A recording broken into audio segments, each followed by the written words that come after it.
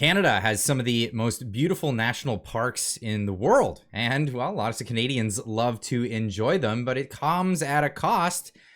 But not if you're a new Canadian or a foreigner now.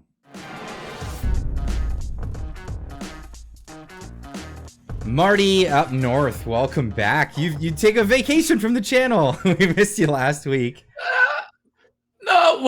No, I didn't take a vacation. I was just busy, like you. I know you're doing some demolition right now in the background, and then I ended up going up north, back to where Marty up north comes from. I went and helped my father-in-law rebuild a deck. Oh, awesome! That's what I did. Awesome. Yeah. It's fun to build. You know, you and I are. You're a tradesman. I'm an engineer. I get huge satisfaction out of working out of my hands with my hands, and in fact, just Danny Bulford? What's Danny's last name? Danny Bulford. Bulford. He posted something today, and I made a comment on that. You know, Danny's no longer an RCMP officer, and then he's no longer. You know, he made a comment. He's back up north.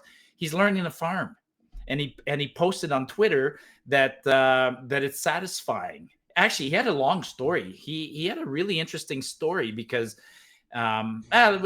Let's get into it a little bit. I'm gonna have Danny on the show because last time we bumped into him in Calgary, and I was like, Danny, you got to come on the show. Right now, I got really busy with this whole move. I gotta get out of this house. But as soon as that's done, I'm gonna invite him on the show. Long story short is he enjoyed being a police officer. He can't be a police officer anymore, but now he's finding that being a civilian and farming and driving truck is actually more rewarding than being a police officer. So that's the story. And then, you know, and that's the segue to what you and I were talking. I mean, I went and helped him build a deck and building something, working with your hands, growing food, whatever. Like, you know, more Canadians should do that. It's incredibly rewarding to do something. It's satisfying. It really is. My wife and I have been doing gardening. Yeah. This is our first year in a few years where we can't do gardening. We're not going to be able to because we're going to be on the move the whole time. So, but when we get to the next our next permanent place, we're going to get into that again because it is satisfying. It's really. It's something else when you're consuming your own food that you took care of from the seed to the finished product. That's it. It's amazing. And even growing your food, cooking your food. I mean, it's incredible how many people don't cook, you know. And I'll tell you another story. I mean, I'm lucky. You know, my wife stayed home almost throughout her life and took care of us. And Karen is an amazing cook. And my kids used to go visit people and they would get excited about having store-bought cookies because we never had store-bought cookies because all we ever had was fresh cookies. And then you're in that world, you're like, oh my God, like this is messed up. You guys are actually, you know, I understood why they were happy to have an Oreo, but I'm like, trust me, someday you're going to appreciate that you had a pretty cool, you were pretty lucky to have a mom that stayed home and made you fresh cookies all the time. Absolutely. Instead of store-bought. Absolutely. But let's get into this story because you're an avid outdoorsman. And you're out in the woods. You're Marty up north. You're the guy with a YouTube channel that goes hiking all the time. And now, is it Government of Canada, Parks Canada, which ultimately is run by Stephen Guilbeault with his he's the one that they answer to anyway. They have now added free admission for newcomers to Canada and new Canadian citizens. They put this out on their Twitter. And oh boy, did they get nailed in the replies on this one. For accurate information on Parks Canada collaboration with Institute for Canadian Citizenship, we invite you to visit our website. But people are saying, but Canadian citizens have to pay $150 to go camping, to go out. It's more than that. It's actually, it's more than that. And in fact, several things were wrong with this story. First of all, I don't even know why they did this. I don't know why they did this, right? I got in trouble for commenting on this because I made a sarcastic comment along the lines of like, well, let me step back. I'm in the outdoors and I belong to a lot of groups where we talk about this. So on one of those platforms on Facebook, I made a comment about this and I sarcastically said, hey, great. If you're a new immigrant to Canada, you can go and visit the parks for free. And the group didn't like my sarcasm and they punted me from the group. And I'm like, I'm almost a founder of the group, and I'm a guy that everybody turns to for, again, when they want my attention, when they want to know what trail to go to, or when they want me to be a volunteer to go rebuild a trail, or when they want me to promote some event, they love calling me. But when I had an opinion that's slightly But just you know deviates from yeah, their point of view. yeah, so they blocked me and they deleted me from the group. I was like, wow, but no love lost. I mean, I really don't care anymore. I'm at that point now. Like this whole cancel culture, it annoys me. But back to this, at the end of the day, I don't know why the government did this, because Well, it's one of two things. One of two things, yeah, in my opinion. One is just ill-advised. They came out. They know that there's a lot of new people in Canada, immigrants or people who have just become Canadian citizens, and they thought, hey, what better way to get them to see more of Canada than to make it available for free, right? And then not realize that, hey, well, we are in the middle of a recession, right? Like, we are in a time where all kinds of Canadians who do that all the time may not be able to afford to go camping with their family this year, may not be able to afford to do all this. And it's largely because of the immigration policies and the economic policies of this government. And then, my other one, the other side of the coin, it could be divisive behavior. You get Canadians to be angry at the newcomers to Canada. There actually was one third one, which could also be very nefarious, is that in order to take advantage of this offer, the new immigrants have to go download an app, a special app. I didn't even look at the app. I really don't give a shit. But it was somewhat like an Arrive Can app, right? You got to download this app, and then it gives you access to benefits. But it could be nefarious for them, because it could identify them as, maybe it's a way to trap new immigrants. Who knows? But yeah, no, I'll stick with the first 2 points. I mean, well, it's one of the, why did it annoy me? It annoyed me for the obvious reason, right? They get something free that I have to pay for, and have paid for in your taxes for decades. Exactly. Right?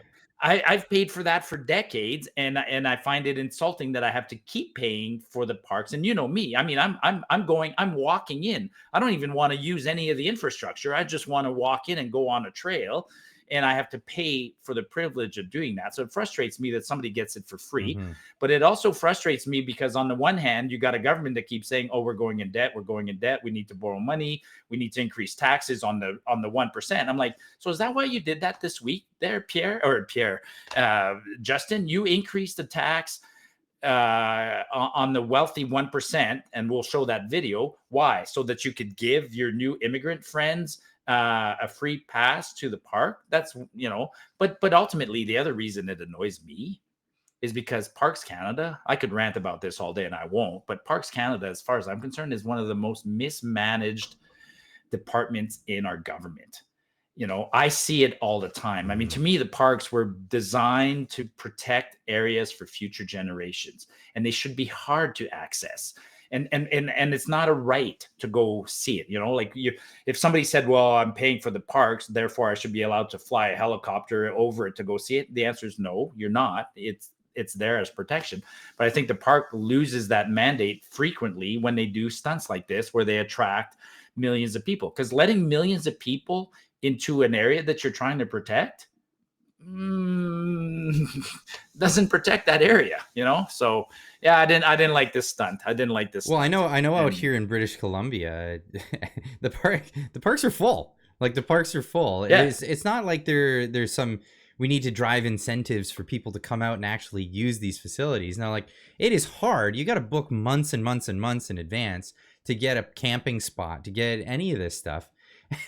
It's a lottery in some cases. I mean, you have an amazing park. You have the West Coast Trail on the coast of Vancouver Island. That's a lottery, man. Like, you apply and you win the lottery, you go hiking. If not, you don't. Yeah, no, I agree. We don't need more people. Plus, we're letting in people that are being reckless. I'm serious. They're being reckless, right? They're bringing dogs. They're leaving garbage around. They're starting fires. They don't know how to do they're starting fires. Yeah, they're starting fires. Actually, Well, for us up now you're here, gonna get me ranting. Yeah, it's not an immigrant yeah, problem. It's a city people problem. For right. like, because we never hear the end of it. You know, in the town that I live in, from people from Vancouver, North Van, all kinds of people saying, you know, you know, railing on. Here's a story. A friend of mine, he's a logger, and he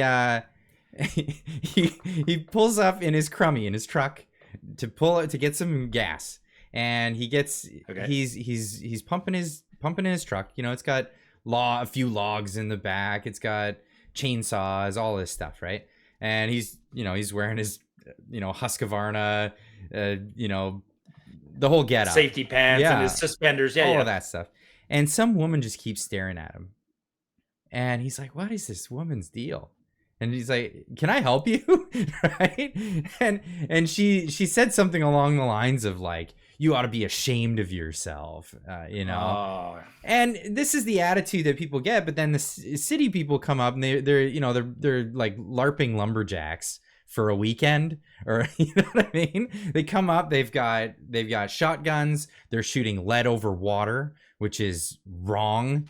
They're yep. if you don't know why and you have your gun license, get with it. And here's the thing: they're doing all of this stuff. They leave lit fires. They leave garbage all over the place. Garbage. And Yep. and then the locals have to deal with it. For Yeah, us, it's a city problem. yeah. It's not a foreigner problem. It's just city people problem. Yeah, I agree. It's city people and it's foreigners. Yeah, I mean, like even this week, we keep hearing in Alberta here about bears. People leaving garbage out, and then bears are coming and eating the garbage. Oh God, man, we could do topics on all of this. I mean, that's one of my favorite. The things amount of people I've people seen pulled over in the middle of the Sea to Sky Highway to get out and walk up to some bears with their camera out. Like, it's just, it's absurd. Like, the behavior of some people is unbelievable. It's unbelievable. Yeah, so that one backfired, and it's just another thing that backfired on Trudeau. I mean, they're trying to distract us. They're trying to steer us in certain directions, and nothing's resonating. I mean, he's we'll talk about it if we need to keep talking about his budget. I mean, his budget was disastrous, and they haven't had the vote on the budget yet, and he's still trying to sell that budget. He's trying to sell it as if it's a do or die thing. Perhaps it is. I don't know. I mean, maybe there is something to the rumor that he's about to get punted. I mean, Mark Carney's making this huge reappearance, and so's Bob Rae. People touted Bob Rae. Like maybe Trudeau is finally, maybe somebody in the party said, "This is your last chance, bud." Well, play that clip. Since you're on this, something you said just reminded me of this. This is this was from, I believe, last week. I wanted to talk to you about this before. Now that we have an opportunity to, this is perfect timing. National Post. Mark Carney says carbon tax serve a purpose until now. Calls for credible alternative, right? And this is Jason James on X, and he gave his prediction. He says Trudeau will step down in the fall and will be replaced by this guy, Mark Carney. Although spring and summer will see media spots like this as a kind of soft campaign. He'll appear to be a more moderate liberal. He'll say things like carbon tax was a step too far and we need realistic solutions for the housing crisis. Make no mistake about it, Mark Carney is a dyed in the wool globalist. Trudeau is an empty vessel. He's given the words and he says them. He doesn't know what he's saying. He just says it because he knows that that's what he's supposed to do. Carney actually believes this stuff. He's not the climate change, cultural Marxism fairy tale. He knows all of it's a lie. He believes that the transhumanist global totalitarian agenda, he's a henchman for fascism. If you think Trudeau is a dictator, you'll have no idea what Carney what Canada will become under Carney. I'll leave the link for the rest of this. No, I've picked on Carney. I mean, yeah, it would have been a good topic last week, because last week it was fresh in my mind. I did pick on Carney. He is a threat. Like if he would be, he would be forced to reckon with if the Liberals convince him to become a leader of their party, because he is well spoken. He's nuts. He's as nuts as they are, right? I mean, he's on the world. He's on some very serious committees as president and co-chair of some serious committees. I mean, there's a picture of him yesterday, I think it was, or maybe even today, where he's shaking hands with Emmanuel Macron in France, and then they're talking about net zero. So for Carney, net zero and all those things, he absolutely believes in that. But he's also getting rich. You know what? Who I compare him to? He's an Al Gore. He's an Al Gore. So he's a well-spoken, well-educated, major credentials. I mean, Carney was the governor of the Bank of Canada. So if he becomes the leader of the Liberals, he will be a real threat. But I think, we'll deal with him if, right? That's still a big if. I mean, I think that the Liberals, no matter who they put in as the next leader, will not recover. They're way too gone, right? They're 30% behind the Conservatives. So that's whoever what is makes going to them step dangerous, though. So this sure it makes them very dangerous, because they'll put forward, like if you saw how bad they put the policies that they implemented during their reign while they were trying to maintain popularity. Just wait until they don't care about popularity anymore and they know they're out in 2025 and they just want to get their agenda through. And well, that's a real fear. I mean, they look like they're in there's a common theory that they're going to do the what do you call it when you're burning, the Russian strategy of charred earth strategy, right? They're going to destroy so much that the Conservatives have an impossible task ahead of them. So they're willing to sacrifice. They'll do a lot of damage to sacrifice a 4-year term under the Conservatives and then regain power. That's what they want to do. I mean, the Liberals have been in power 70% of the time, and with that in mind, the next leader of the Liberal Party is kind of like the rebound girlfriend or the rebound, it's somebody after the breakup. I don't think Carney will probably see it that way. He's going to say, no, I don't want to be the guy right after Trudeau. Let somebody else be the patsy for a while, then I'll come in. So, and that's where a Bob Ray or somebody else comes in. I mean, the Conservatives did kind of the same thing. I mean, we had the Scheers and the O'Tooles. Were they really designated to be the future, or was it always going to be Pierre with the next big shot? So I fear Carney. I do. I fear Carney because he would appeal to the Liberals that the Liberals have lost right now, because that's the battle for the Liberals, right? There's the diehard Liberals, and the only reason they're behind in the polls right now is that middle group. It's the people that are sort of Liberals but became disenfranchised, and Carney would bring those back. Yeah, not just the fence sitters. A lot of people have left the Liberal Party at this point. But you brought this one up. This is that video of him talking about bringing in the capital gains. He's doubling down on trying to sell this tax, right? This normally that would have been a shoo-in for him, right? Oh, we're asking the 1% to pay a little more. By the way, I was looking through my archives. I was because he said the exact same thing in 2015. And I think he said it at another point. Like that's a very common theme for the Liberals, right? We're asking the 1% to pay a little more. You're asking, and it's like, I love that. Yeah, and in this video it backfired again. Nobody likes his budget. Nobody likes this tax in particular, this capital gains. Well, let's have a listen. This is a tax policy change that impacts less than 1% of people, but look at how much attention it's getting. Some people don't think that the richest few should pay more in taxes. Well, I don't agree with that. At a time when the richest are only getting richer, I think it's fair to ask those people to pay a little more. You may have heard of the capital gains tax, or what some people call the capital gains tax advantage. Now, if you don't know what that is, you probably don't get that advantage. It's basically where you've made enough money and amassed enough wealth in assets that you end up getting a tax break. Here's what I mean. Everybody pays taxes on 100% of their salary. If a nurse is making $70,000 a year, or an investment banker has a salary of $800,000 a year, when it comes to paying income taxes, they're both paying taxes on all of that income. Now, that nurse may be living a good life, but she's probably not earning enough to be buying and selling assets like properties. But that investment banker, who's making $800,000 a year, probably is. He's putting some of his money in assets, like buying and selling properties or shares in companies. This becomes like a second and sometimes bigger source of income for him.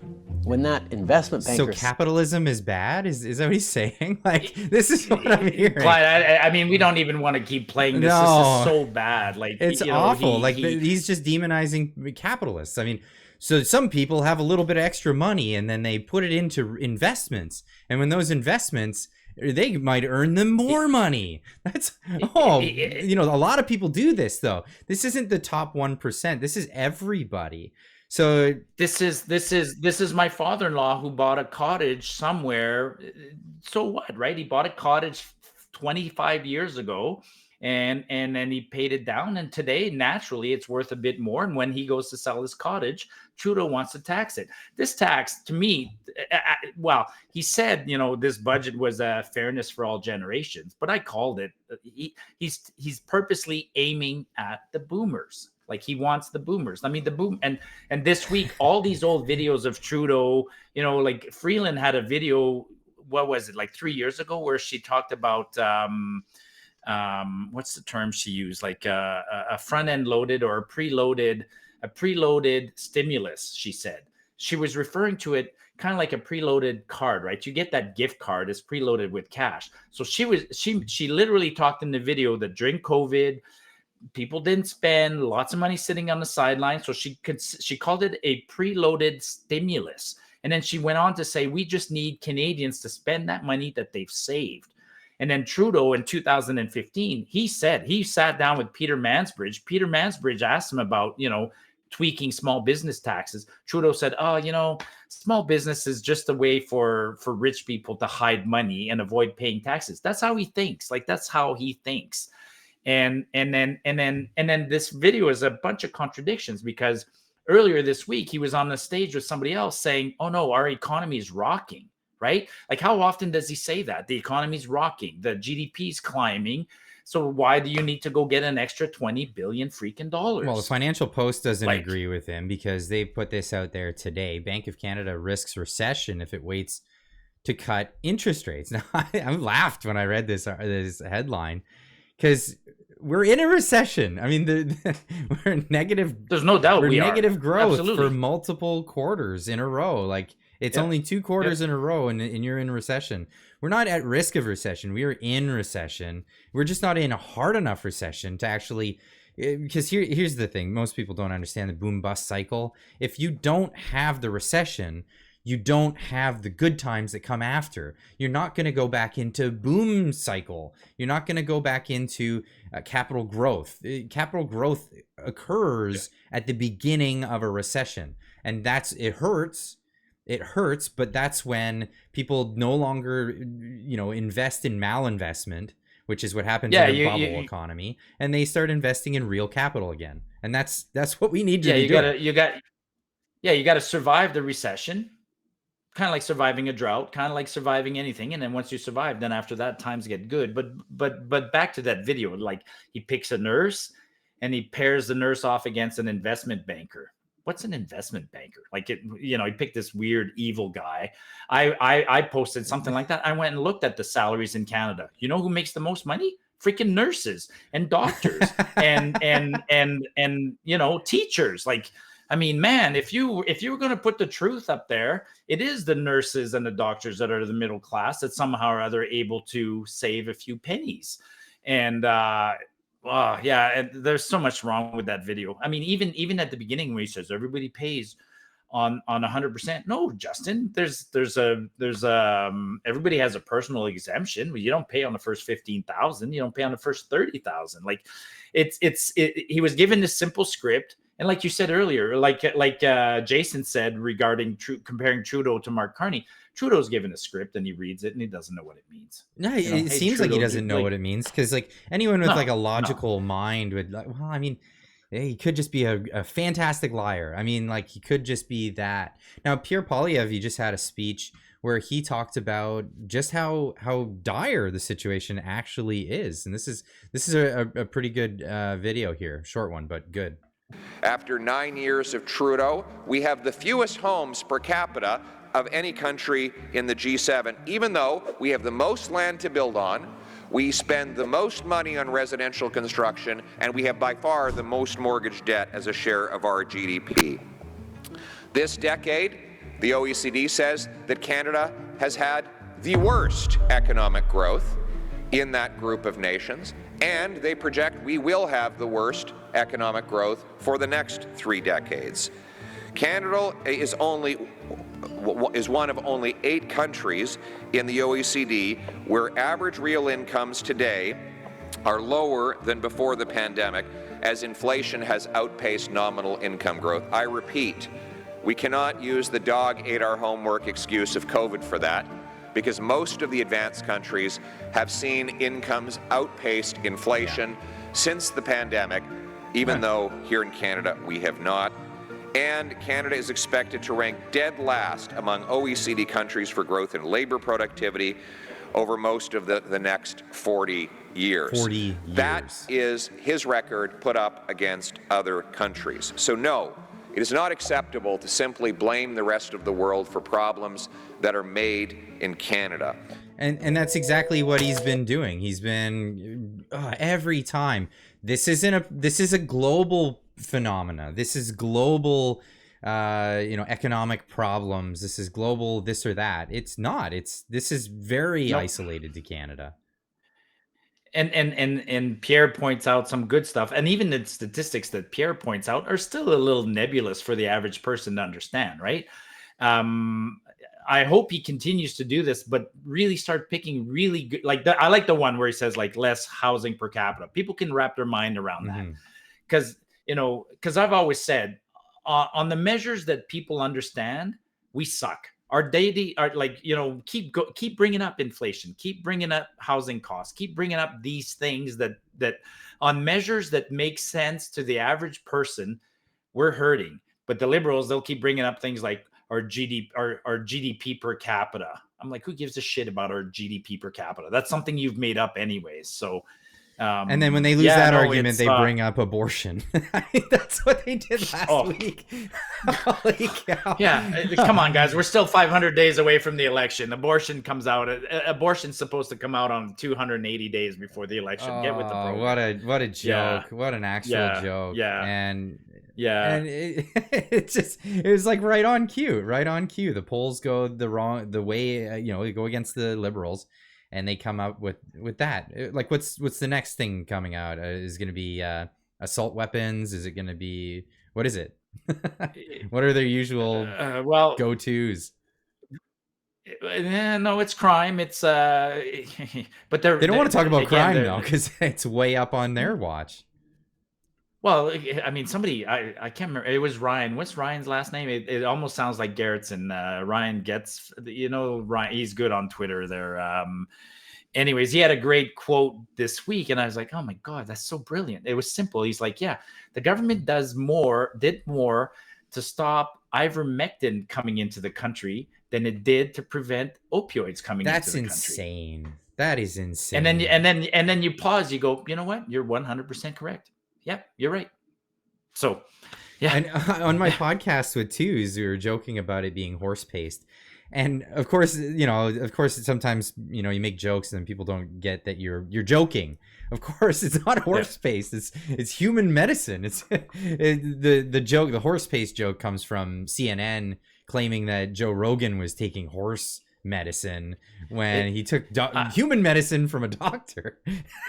The United Nations has a list of the top 40 essential medicines, and that list is upgraded every decade. Mhm. Anybody can go look it up, and on that list it'll talk about a couple of antibiotics, a couple of analgesics, or a couple of whatever. Like, they're in different categories. Ivermectin's been on that list for decades and decades. Ivermectin got a Nobel Prize. The Merck and the discoverers of ivermectin got a Nobel Prize. Mhm. I mean, it saved more lives, from that parasitic worm in Africa than anything else. It is a wonder drug. Mhm. And the odds of a drug having a And it's a potentially generic, very cheap and easy to manufacture drug. pennies. Yeah. They make it by and we weren't even allowed to look into it. Yeah, and well, of course, we all know the reason there was if there was a potential therapeutic, then they wouldn't have been able to have emergency powers, and it's just I forgot about that. You're right. It's just disgusting right. that's the reason why they had to demonize this, just to push this along and make profits for pharmaceutical companies. That's really all that was for. I forgot about that. That's an important clause in the Emergencies Act, right? You can authorize a drug under emergency use as long as there's nothing else that's, quote, available. And it just on this topic, and hopefully you don't get demonetized today for this little event, but here in Alberta we pulled potato chips off the shelf. So Lay's pulled a bunch of potato chips off the shelf out of deep concern or deep precaution. That's where their wording. And, they were afraid that there might be a little salmonella, or it might cause some diarrhea. And I've made this comment before. I live in a province that's pulled lettuce off the shelf many times, and vegetables or whatever, because you have 3 cases of food poisoning, right? Mm-hmm. But wasn't that a big thing with Burger King a bunch of years ago? They had some, sure, so many. So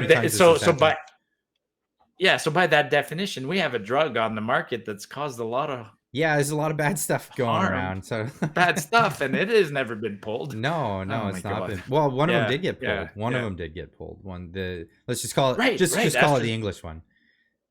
Yeah. It got pulled finally. That one finally got pulled. Well, it got pulled in England quite some time ago, and that was. Oh man, it sucks when you have to dance. Let's play one more clip. Play the clip of that girl asking Trudeau the question, but then we're going to leave Trudeau alone. Let's just end it on a high note. Okay, let's get into that one, because I haven't heard this one. Move one. On to something else. This is my first time listening to this, so you're gonna get my candid reaction. Prime Minister, I want to ask you about leadership. Polls have put you 20 points behind the Conservatives, and it doesn't seem to be getting better despite your recent communications push from your budget. The public appears to have an overwhelmingly negative view of you personally, and you seem to have lost control of the conversation on some of the key issues that Canadians care about. I think the public might be looking at you and your position right now and thinking, for the good of the Liberal Party, why is he staying on? Thank you for your concern, Laura. Thank you for your concern. But as you see, we're here investing in good jobs for today and for generations to come. Just right into the world is in a challenging place. Absolutely. But that's why for 8 years this government has been putting forward investments and a frame that both fights climate change and creates good jobs and economic growth. I had a good meme. It was Trudeau saying, "I'll fight climate change with everything you've got," and that's what he's doing. That's what he's doing. Well, with everything that we have, right? Find the Stephen Guilbeault. I mean, for your viewers, I'm wearing my "I Love Oil Sands" shirt right now. Find a picture of Guilbeault wearing his shirt today. I'll pop it in here, Stephen Guilbeault. But man. Because climate change, right? And climate change is another one. Like, they're losing the. Actually, it was interesting that back to the point about Mark Carney, it is an interesting strategy. The Mark might come in as the guy who says, "Hey, we've gone a little too far with the tax." I can see it. That's Yeah, look at awful. Stephen Gilbo. Isn't that just the most awful T-shirt you've ever seen? Why? I love Why? heat pumps. God, I made a meme about that today. I'm like, you might as well wear one that says "I love can openers." It's about as relevant, like. this I is love something heat so pumps. awful, off-putting about like a politician who just like slips a shirt over his suit. Yeah. You know what I mean? He's not wearing the shirt. Like he just slipped it over. Oh, it's just Now you guys announced a discount on heat pumps today, British Columbia. Oh, did we? I didn't catch that news. I was busy. $16,000 towards $16,000 towards the heat pump. So yeah, you bad. Shame on you. Well, let's be But honest. again, this is part of their busted. This is all part of their busted narrative, right? Mm-hmm. Guilbeault is still trying to, like, are you taxing us so that when I hear him, the carbon tax, he never talks about the carbon tax as a way to reduce emission anymore. No. The carbon tax is they're desperately trying to sell the carbon tax. 8 out of 10 Canadians get more than they pay. So it's like, they're forced. They've changed their narrative, and then why did you cancel the carbon tax in Atlantic Canada? It was too expensive. Well, no, it shouldn't have been too expensive. You just said that they all get the money back. Well, we needed to accelerate them getting pumps or whatever. Like it's like, okay, yeah, right, I see where you're going with this. So the thing is, like, I'm not against heat pumps as a technology. Of course, like if you live in Victoria, for example, where it's quite don't work in your part of the world for totally sure. Good. It's a good it's a good technology. Now I would warn against the like actual, because I'm kind of concerned about this. Geothermal heat pumps. So people who have put down like pipes in the ground with glycol, full of glycol, and they're running on a grid in a particular area. If anything was to ever happen, you realize, like, after 20 years you have to dig those things up and then redo it. Like, it's not going to be cheap. Yep. So if you're doing this geothermal heat pump thing, you are potentially leaving an ecological disaster in the ground when you've put that in there, as opposed to a natural gas furnace. Where's the ecological disaster there? I don't see it. Yeah. No, you're right, and it's similar to leaving a septic field or a buried underground gasoline tank or things like that. I mean, it's an infrastructure that is put on residences.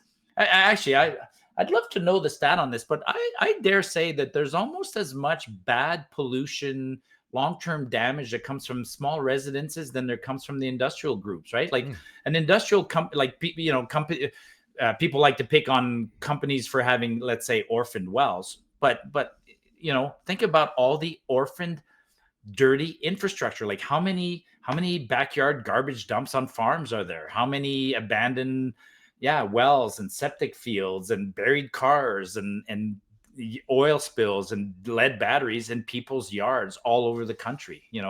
It's hard to control all that. But what were we talking about? Heat pumps. We're going like heat pumps. Heat pumps. Heat and pumps. I'm just saying, if we're talking about being careful about the environment, these guys are they've shifted their entire focus from the environment to the climate. It's no longer about the environment. To hell with the environment.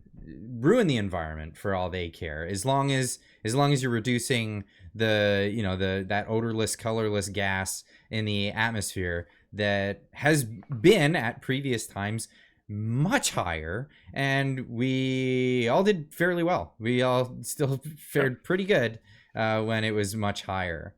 The plants were enormous, and the ferns, and it's not a coincidence. I mean, the animals were big because they had so much food, and it's the language is changing. I mean, somebody pointed out to me, like, they're shifting. Well, they shifted from global warming to climate change. Now they're going back to using the term weather a little more often. I live in a province where the Alberta government website still calls them forest fires, but then the Canadian government calls them wildfires. And I don't know which one is approved or which one's better. I still say forest fires because to me, it's a forest burning, so it's a forest fire. Well, what does the CTV call it? Because that would be the government approved thing. Evacuation order issued as wildfire threatens Fort McMurray draws closer. Estimated 11,000 hectares are burning at the moment, and it's a here we go again kind of scenario. And what kind of management have we been doing? Burn. We haven't bought planes. We man, all the great memes this week. Somebody posted a picture of, those Canadair, those yellow planes that we used to build. We still build them.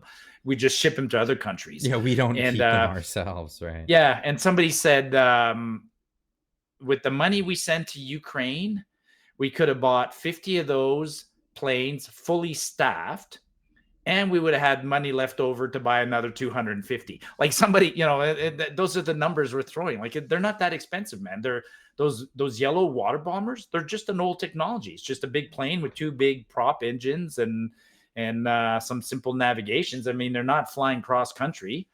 I think they cost $20-30 million a piece to build. So we should have a fleet of 50 of them, 10 in Alberta, 10 in BC, 10 in northern Manitoba. Well, especially since we're raising money with carbon, and none of it's going to these things. This is what like people just don't realize.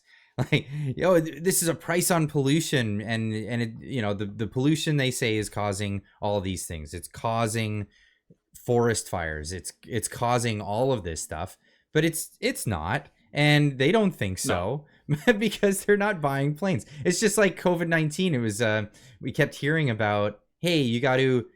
We need more hospital beds. We don't have enough hospital beds. And how many hospital beds have they made since the last pandemic?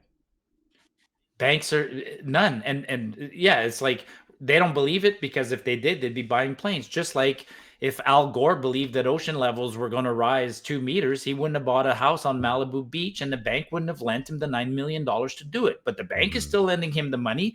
And Oprah Winfrey, Al Gore, and all of them all live as neighbors on the beach in Hawaii.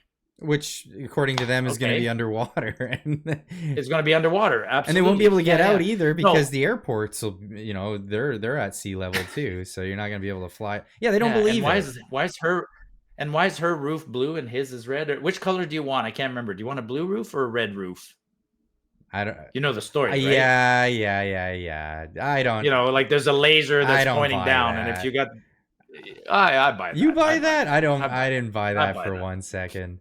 No, I buy the technology. I buy the idea that certain colors are protected from a laser. I buy that. Oh, that's no. Is our laser burning their houses? No, but I buy the technology that the right colored laser will hit the right surface and bounce off another one. I think what happened in Lahaina though is it was a perfect storm of let it happen. It was something goes wrong, windstorm comes, starts knocking down power lines, and oops, they forgot to turn the power lines off before they all started getting knocked down, even though they knew that was going to happen. And oops, the water got shut off, and oops, the police aren't letting people out of here, and oops, all of these the one thing that got me the most that's kind of conspiratorial is, did you know that the police chief that was in charge in Lahaina at the time also happened to be the police chief in Las Vegas when that shooter had a rampage, and then that whole thing got botched? Well, I mean, not conspiracy. I mean, it could just be an incompetent guy who brings incompetence wherever he goes. True. That's true. Yeah. But on that line, I mean, I don't cheer certain people. I don't cheer the fire chief. Like the fire chief in Fort McMurray was like lauded as a hero. I hated that when people applauded him as a hero for putting out the fires in Fort McMurray. You got 2 jobs as a fire chief. Putting him out is secondary. Your first job is to prevent the fires. Yes, as far as I'm concerned, the fire chief in Fort McMurray completely failed. And then sure enough, he disappears slowly. And where does he go? He reappears somewhere else that has a problem. So, there's by the way, this is another thing. Somebody asked me a question yesterday, and I was just curious. I thought I'd have a hard time finding if the fires in Alberta were man-made or otherwise. And I go to the Alberta government website, and there's a beautiful website, and I click on the tab, and there's a tab that lists all 244 fires and their causes. No. And Yeah. And of the 240 fires that we've had so far this year, which starts on January 1st, one was started by lightning. The rest was just 73 campers, arson. 73% of them were man-made, campers, arson, whatever, and then 20% are undetermined. But even that, I mean, the fact that 70% of them are known and they're man-made, I'm like, that alone invalidates calling climate change a cause of fires. It's completely invalidated as far as I'm concerned. I mean, you have a documented evidence that 73% of the fires were caused by humans, and people go, well, humans cause climate change, therefore humans cause fire, therefore fires are caused by climate change. I'm like, that's not the way logic works. Yeah, the gymnastics but they have to do. Okay, I'll give it to you. But yeah, and then you'll like, record dry forest floors and all this. These things aren't true either. At the same time, there have been forestry experts that have been out there, namely Dr. Patrick Moore. He's been out there for decades talking about the danger of not doing proper forest management. If we have such a fuel load in these forests when they do spark up, because they will. I mean, it's natural that you'll have forest fires that roll through, and that's fine. But when you have such a huge fuel load, you're looking at crown fires when these things come through, and that's when the canopy catches up, and then that's like scorched earth sort of territory. Scorched earth, that's the word I was looking for. Yeah, scorched earth. Hey, two of the biggest fires we had in Alberta last year were started by the government trying to do some cleanup in Parks Canada. And then we had two fires get out of control on them. That was when one of them were trying to do damage control over that one, because it was like let the women training exercise. Let the women do it was a DE. Yeah, it was a DEI. Oh boy, like you can't.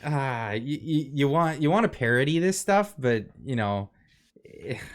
I'm not saying women shouldn't be forest firefighters, but now you're making my head spin. You know what else happened today in Alberta? We didn't even talk about this. Man, we could talk hours and hours, and you and I are trying to end this quickly because I want to go watch the hockey game. For the viewers, Clyde's in BC, I'm in Alberta. It's the first time in 30 years that our two teams happen to meet this early in playoffs for hockey. So Vancouver's playing Edmonton, so I want to go watch the game because his team's leading.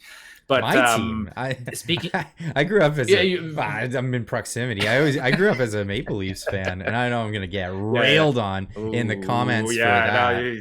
But shouldn't have done that. No, I shouldn't have done that. Hey, worst team, but the most profitable team, despite never winning anything. Somebody said something the other day. Again, I love Twitter. Somebody said, It's not spring until the Leafs lose. I was like, yeah, that's good. That's true. That's fine. But we were speaking of DEI. It's a complicated. I'll get to the point. We the war in the Israeli conflict has spread to campuses all across Canada. Blah blah blah. Here in Alberta, we took a hardcore approach to it. The cops went in and cleared out the campus. I was I was upset at that. I mean, I do believe, if you believe in the Freedom Convoy, then you have to believe in letting these guys do their thing, even though, anyways, that's not the point.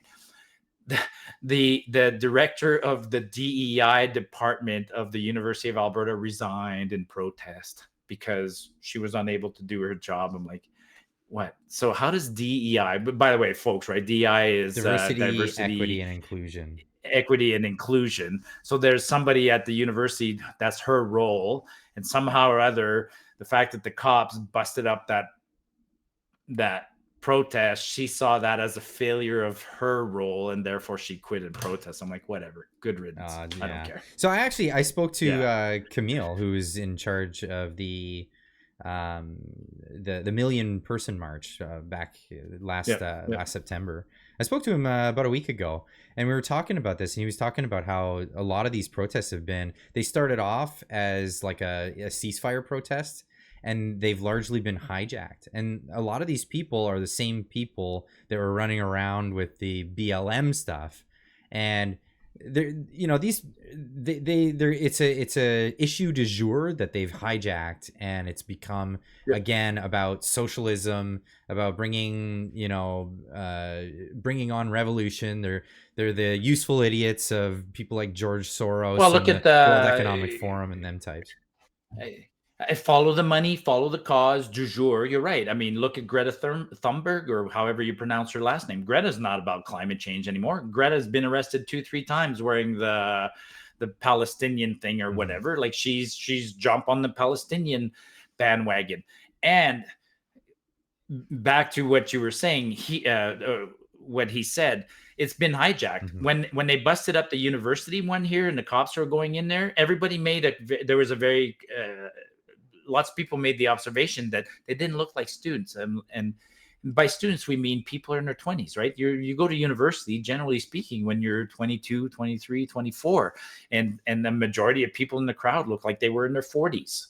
It's like, well, you could be a student at 40, but you wouldn't be the majority of them. So yeah, most of the students that they busted. And I made another post on that. You know where there is no protest like that? Trade schools. We have 2 beautiful trade schools here in Alberta. The Southern Alberta Institute of Technology and the Northern Alberta one. What are people there doing? BCIT. There's nothing happening there, I don't think. Those guys are paying to become welders and scaffolders and bakers and hairstylists, and they're not going to waste their time on crap like that. Not that it's crap.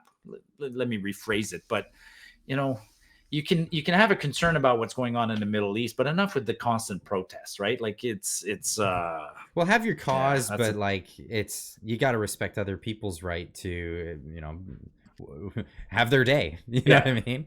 I mean, people at Duke University were ripping up their diplomas. I'm like, oh my god, you just spent 4 years. Yeah, good for you. Yeah, do that when you get hired. Go get your job, and then on day one, tell your new boss, screw you. See how that goes. I only see it ramping up. Like I'm anticipating that this summer will be another summer of love, like we saw a number of years back with the BLM stuff. It's gonna be very much the same thing. They're very much the same people. Like I said, alluding to it, it was hijacked. It's not even for the original cause anymore. These people don't care about Palestine.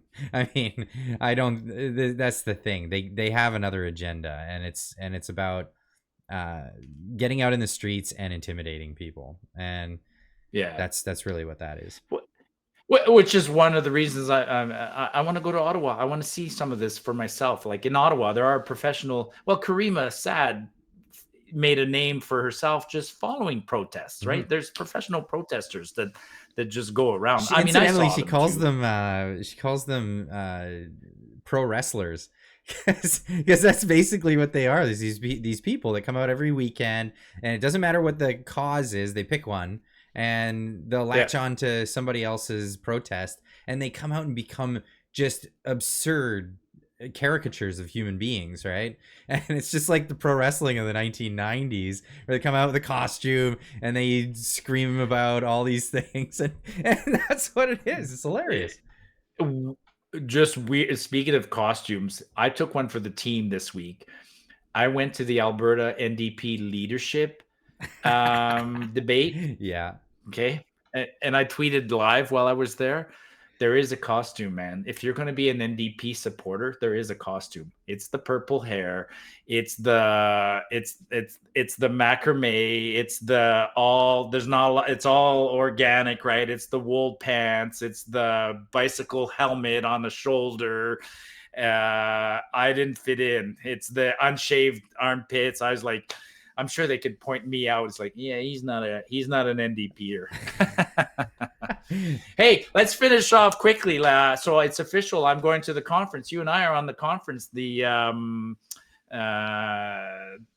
it up there? Yeah, as your announcement. There Look who's on the list of speakers. Marty. Look, check it out. We're actually prime time in this event. I'm really stoked about this, because the Saturday afternoon session. So Friday, there's going to be a bit of a get together.